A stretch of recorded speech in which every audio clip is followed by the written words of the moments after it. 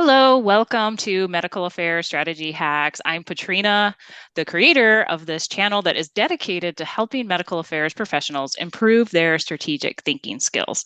I'm really excited today because I have an awesome hack about insights, which we all know is a very exciting topic for everybody in medical affairs.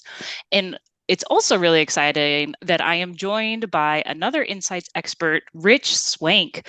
Rich, thank you so much for joining the channel today. I'm really excited to discuss this common myth about medical insights where MSLs tend to think that an insight is something that is completely groundbreaking, Nobel level, strategy changing, instead of thinking of it as in a more nuanced way. What can you chime in on this? What are your thoughts?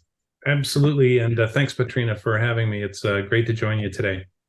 I have a lot of thoughts on this topic in general about the kind of the Nobel laureate level of expectations in the insight space. And I have to tell you, it has been self-created by our industry. We create this expectation when we're trying to Oh, justify what MSLs are delivering. And so top of house, we'll hear stories like this.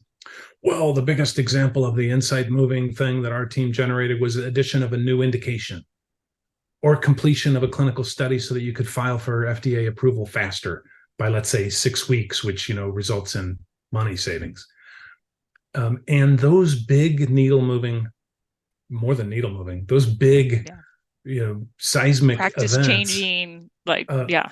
don't happen very often. And yet, in our industry, we tend to highlight them as the best in class example. And so we've kind of done it to ourselves in setting it up that way. That being said, the teams that have the ability to really move the needle at the strategy level or actually improve how they're educating HCPs tend to think of insights as um, more important and more needle moving in substantial ways that don't hit that Nobel laureate level. And there are left and right examples of this that could result in publications or case studies or inclusion of new data that the MSLs themselves have helped create, sometimes through publications and sometimes through real world evidence examples. And so the bread and butter in this space is really where the teams need to focus, knowing that, sure, when you can add a new indication, holy smokes, what a great thing Yeah, to. everybody wants that, right? Of course, yeah. Yeah. But so expectation calibration is really needed here, and I don't think teams are doing it as much as they should.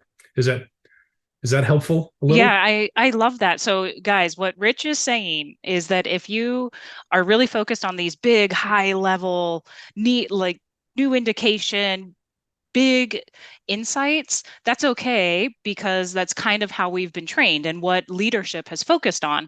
But also don't forget about these, what Rich is calling the bread and butter, the smaller, more nuanced things that are looked at more cumulatively over maybe an MSL's territory or across a larger region that upon after adding it up and looking for patterns and trends really start to shape strategy. Do you want to add anything to that, Rich?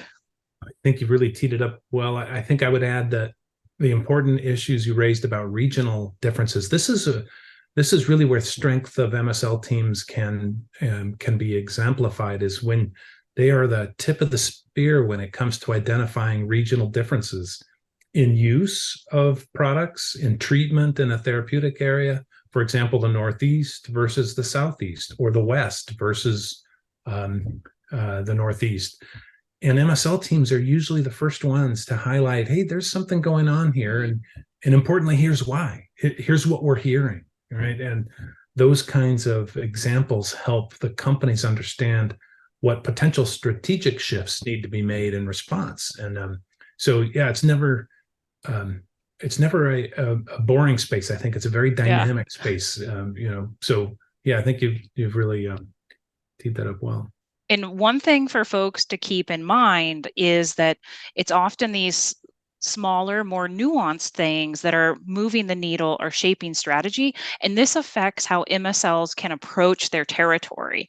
So instead of thinking about it like, oh, I've got to get this big needle moving, new indication level insight. Think about it as patterns and trends you're seeing across your territory. Maybe it could be at institution type level, HCP type level. What else would you add to this, Rich? I think at the local level, I think in addition, it would be communicating with your colleagues to talk about what is happening in different regions. I mean, so we're talking US here mostly for this time. So to maintain an open line of communication with your fellow team members who are in different regions, I would also include the need to stay close to guidelines and other published, Absolutely. other published materials that guide care. I've seen examples of teams actually catch mistaken information, or I should say inaccurate information that was published online Wow. for guidelines that, not from an institution but from a professional society. And so when an MSL grabs something like that to say, hey, there's a mistake, raises it up the flagpole and allows the company to engage the professional society and or the guideline governing body and fix it, that's another good example. And I think that's a more, that's going to be less common, but yet it's not that Nobel laureate one either. But So very impactful. absolutely, Yeah. right? I mean, what a better application of, standing up for science and fixing something that's not right. Yeah, I love that. Well, thank you so much, Rich, for joining us and helping MSL teams out there think about these different levels of insights. Be sure to check out our article on the Medical Affairs Value blog. I'll put a link up here somewhere and then down below in the description. If you liked this content, please be sure to like and subscribe. And last thing, if you want to get notified of new hacks as I produce them, sign up for my newsletter. The link is also down below. Thanks again, Rich. Thanks, everybody. Thank you, Patrina. Bye-bye.